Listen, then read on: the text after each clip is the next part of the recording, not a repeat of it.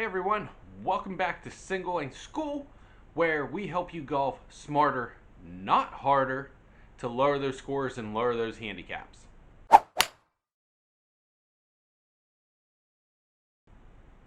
Okay, so before we start this week's topic, don't forget guys, if you're new to the channel or you have not done so, hit that subscribe button down below, hit the notification bell right beside it so you know when I release a new video for you guys to come check out. And as always, on social media, Facebook and Instagram, it's at Single Length School. Over on Twitter, at One Length School. You can shoot me an email at singlelengthschool@gmail.com. And if you missed it, the website's back up, singlelengthschool.com. You can head over there. We've got a couple great features in there. You guys can sign up for remote virtual lessons like I do with Zach every week. You can get a lesson package from me, so go check that out if you need some help learning single length or one length. And also in there, check out the Our Partners page, because going there, I've got some links in there where you guys can go buy some great golf equipment, and by using the link from the website, you will help support the channel. It doesn't cost you anything extra, just I get a kickback from those sites for everything you buy using my links. So that's a great way to help support the channel and help keep everything rolling. So let's get into this week's topic. What's funny is I didn't know what video I was going to shoot this week until this evening. I actually got really pissed off at a troll. And there was some discussion in a group I belong to, a golf group, and you know, we were kicking things and laughing back and forth, and this guy comes in and basically says, yeah, you use single length.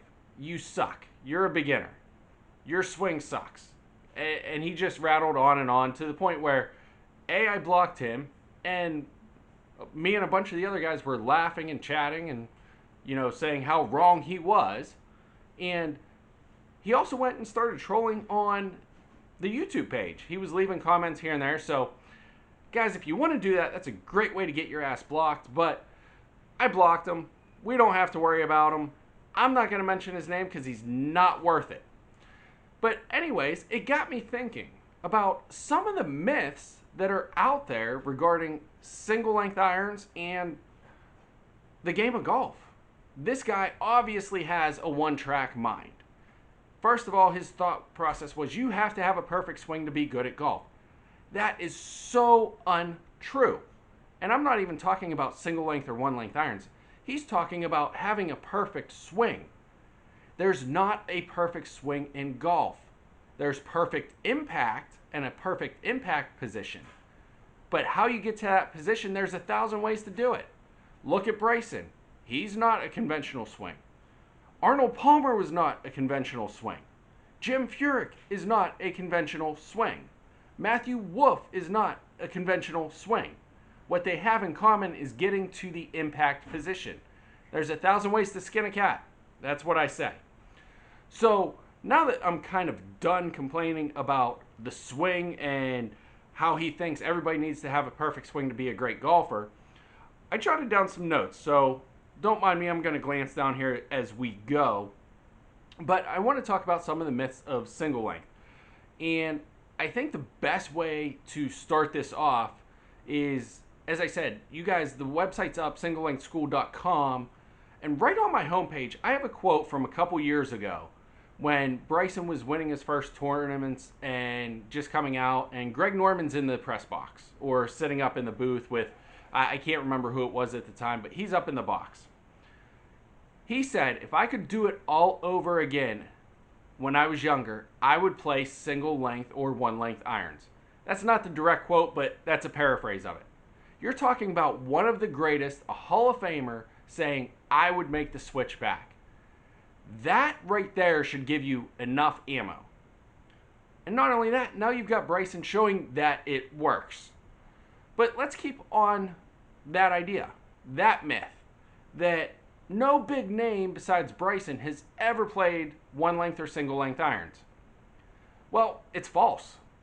Because back in the day, in the early times, there wasn't such a thing as variable length irons. Now, they did have some different length shafts, but you guys ever heard of a guy named Bobby Jones? All his irons were the same length, and what'd he do? Grand Slam winner? Yeah. So, debunked right there. Next thing, and again, this one came directly at me. Single length or one length irons are only for beginners or terrible players. I mean, come on. What kind of joke is that? They're built to improve your game. They're not for beginners or terrible players. Yes, they will help those types of players get better faster. But look, they're proven. They've won a major championship. They've won 7 PGA tournaments. Come on, guys. Think about it. Don't open your foot, or don't open your mouth and insert your foot. So, yeah, it's not just for terrible players. It's for anybody that wants to get more consistent with the irons and become a better player. Another myth.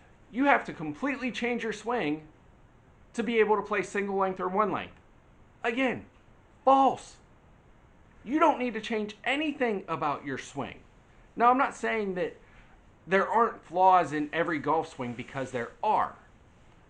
But if you want to improve your game, you don't need to change your swing. You can knock strokes off your handicap and strokes off your round simply by being able to be more consistent with your irons.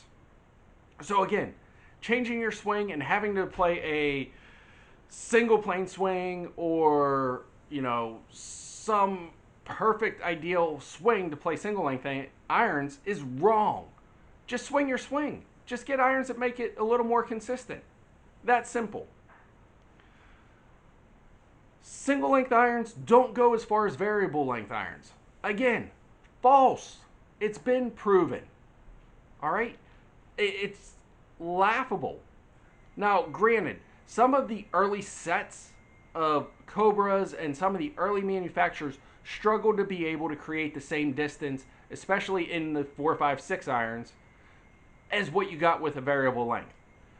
But it's become such a bigger niche using one length or single length irons that they've put the R&D in. You can get the same distance from a variable length 4 iron as you get from a single length 4 iron. So don't let that talk put you off. And on the same token, don't let the talk of your wedges go further than variable length wedges put you off. It's, in some cases, it happens, and it's because of the setup. But when you have the same setup and you get in the same setup, the clubs and the R&D will take care of the work so that the clubs go the same distance as variable length irons. So again, don't listen to that bullcrap. Using a single length wedge, a 7 iron long wedge, makes you a worse chipper. It doesn't, but it is a big adjustment. So as you go and you're learning to chip with a 7 iron length 60 degree, there are some modifications and some differences you need to do. But it doesn't make you a worse chipper than what you were before. There's just a mental and a setup change that you got to make to be successful. I laughed when I heard guys talking about Bryson being a horrible chipper. Well, he can't be. Now, he did struggle with it a little bit, yes. But for him to continually birdie and eagle par 4s that he's left with 20 yards on, he's fixed the chipping. You can be a great chipper with a 7 iron length wedge. Next myth, and last one. Cobra's the only company that makes single length irons. No. And actually, not the last myth. I just realized there's one under it. But no, Cobra is not. Cobra's the biggest name that makes them. But there's dozens, about a dozen manufacturers that make single length or one length irons. You can get into a set for as low as $200, right around there, and go the whole way up to a couple $1,000s. Okay, your Cobra, your Wishon, your Sterling, those are going to be your higher end. Then you've got some mid-irons or mid-range companies with 1 iron golf. The Pinhawk sets are out there. And then you can get into some lower end sets with Orlamar, Mazel, some of the knockoff brands, Diamond Tour Golf, In One Zone, some of those different companies out there as well. So there's all kinds of brands. You don't have to look at Cobra. Do your research. Find what company and what price range is going to fit your budget. All right, guys, and the last myth I need to debunk is it's hard to switch from variable length to single length irons. Completely false. The hardest part about the change from variable length to single length or one length irons is the same part that makes golf a very hard game. It's the 6 inches between your ears. It's all mental.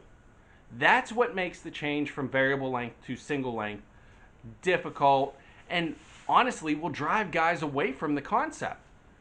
Listen, here it is. If you set up your irons, when you come to one length or single length, if you set up every iron, set up the ball position, and swing the same as you do with your 7 or 8 iron or whatever you get your one length or single length irons set to, whatever length, whatever club you set those to, if you set the ball position up, set the swing up, and set up just as you would that club, then the transition is simple. If you can get it through up here, that your 5 iron has to be hit in the same position and the same swing as your 7 iron, then your 5 iron will go the same distance as a variable length 5 iron. Same thing with your wedges.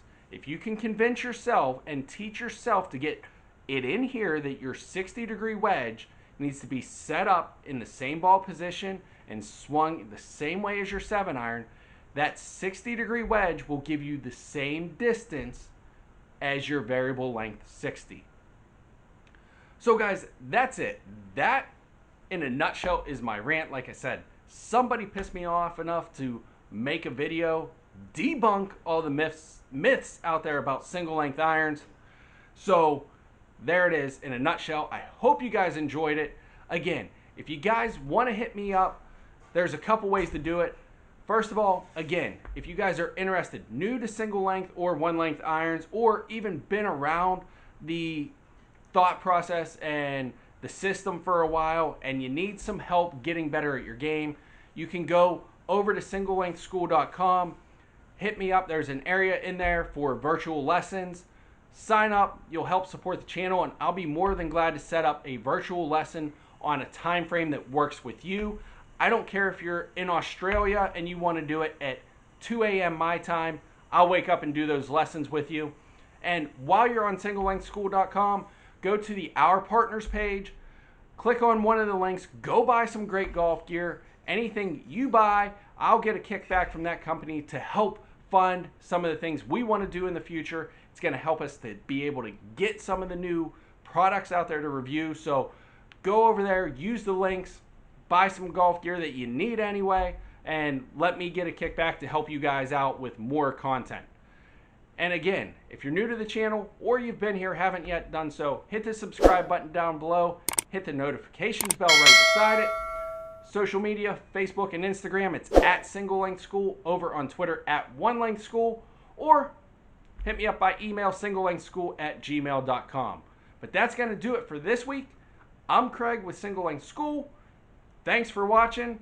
Golf smarter, not harder, and we'll see you in the fairways.